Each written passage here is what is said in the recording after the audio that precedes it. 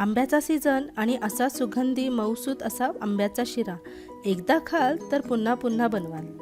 नमस्कार, मी रुपाली तुमचे स्वागत करते आहे रुपालीज किचन रेसिपीजमध्ये। आज आपण बनवणार आहोत अगदी खास असा उन्हाळ्यासाठी परफेक्ट स्वादिष्ट असा मऊसूत आंब्याचा शिरा। हा शिरा मी अगदी परफेक्ट प्रमाणात तुम्हाला इथे सांगणार आहे, जेणेकरून तुमचा हा आंब्याचा शिरा अजिबात बिघडणार नाही। चला तर मग आपण लगेच साहित्य बघून घेऊया। इथे मी 1 वाटी एवढा जाड रवा घेतलेला आहे। अर्धी वाटीला थोडी कमी इथे मी साखर घेतलेली आहे। गोडाचं प्रमाण तुम्ही तुमच्या आवडीने ठरवू शकता। अर्धी वाटी एवढं साजूक तूप घेतलेलं आहे आणि 1 वाटी एवढं मी इथे हापूस आंब्याचा गर काढून घेतलेला आहे।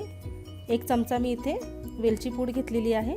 केशरचं पाणी घेतलेलं आहे मी इथे। काजू आणि बदाम घेतलेले आहे। तुमच्या आवडीप्रमाणे तुम्ही ड्रायफ्रूट टाकू शकता। आता आपण इथे साजूक तूप घेतलेलं आहे, त्यावर आपण आपले जे ड्रायफ्रूट्स आहेत ते तळून घेणार आहोत। इथे मी काजू आणि बदाम घेतलेले आहे। मंद आचेवर तळायचे आहे, जेणेकरून हे जळणार नाही। आता हे आपण काढून घेऊया।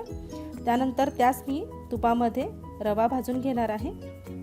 छान असा खमंग आपल्याला इथे रवा भाजून घ्यायचा आहे, व्यवस्थित असा सोनेरी रंग येईपर्यंत, आणि सतत आपल्याला हलवायचा आहे, जेणेकरून आपला रवा जळणार नाही खालून।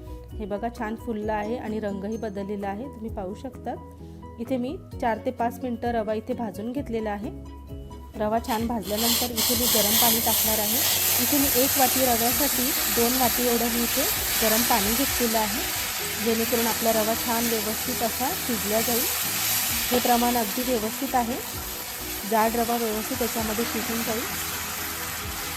सगळं आपल्याला व्यवस्थित एकत्र करून घ्यायचं आहे, गुठळ्या होऊ द्यायच्या नाही आपल्याला। आता झाकण ठेवून आपण याला 2 ते 3 मिनिटं याची वाफ देऊया। हे बघा 2-3 मिनिटांनंतर इथे आपला रवा छान असा शिजलेला आहे, तुम्ही पाहू शकता। आता याच्यामध्ये साखर घालूया। साखरेला पण आपण थोडं वितळून घेणार आहोत, व्यवस्थित एकत्र करून घ्यायचं आहे। शिरा गरम आहे त्यामुळे साखर लगेचच वितळल्या जाईल।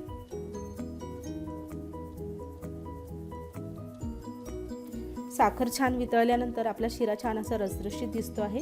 आता आपण इथे जो आंब्याचा गर काढून घेतला होता तो थोडा मिक्सरला मी वाटून घेतलेला आहे। त्याच्यानंतर वेलची पूड आणि केशरचं पाणी घेतलेलं आहे, तुम्ही इथे दुधाचाही वापर करू शकता, आणि व्यवस्थित एकत्र करून घ्यायचं आहे। एकजीव करायचं आहे सगळं आपल्याला, जेणेकरून छान सुंदर असा रंग येईल। व्यवस्थित एकत्र करून घ्यायचं आपल्याला। आंब्याचा रस जो टाकला आहे, गर जो आपण, तो व्यवस्थित एकत्र करून घ्यायचा आहे, आटवून घ्यायचा आहे, आणि 2 ते 3 मिनिटं पुन्हा एकदा वाफ देऊया याला। हे बघा छान असा रसरशीत आणि लुसलुशीत असा आपला इथे आंब्याचा शिरा तयार झालेला आहे। वरतून थोडे ड्रायफ्रूट्स घालूया। 1 ते 2 मिनिटं परतून घेऊया याला, जेणेकरून हे ड्रायफ्रूटसुद्धा एकत्र होतील त्याच्यामध्ये। छान असं 2 ते 3 मिनिटं परतल्यानंतर इथे आपला आंब्याचा शिरा तयार आहे।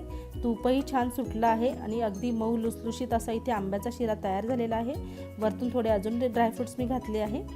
छान असं दिसतो आहे आपला हा, रंगही खूप छान आला आहे, तुम्ही पाहू शकता। तर तुम्ही या उन्हाळ्यामध्ये अशा पद्धतीने आंब्याचा शिरा नक्की एकदा करून बघा, आणि तुम्हाला ही रेसिपी थोडी आवडली असेल तर नक्की एक लाईक करा, व्हिडिओला शेअर करा। चॅनलवर नवीन असाल तर लगेचच सबस्क्राईब करा, जेणेकरून तुम्हाला अशाच स्वादिष्ट माझ्या रेसिपीज बघायला मिळतील। पुन्हा एकदा भेटूया अशाच एका स्वादिष्ट रेसिपीसोबत। तोपर्यंत धन्यवाद।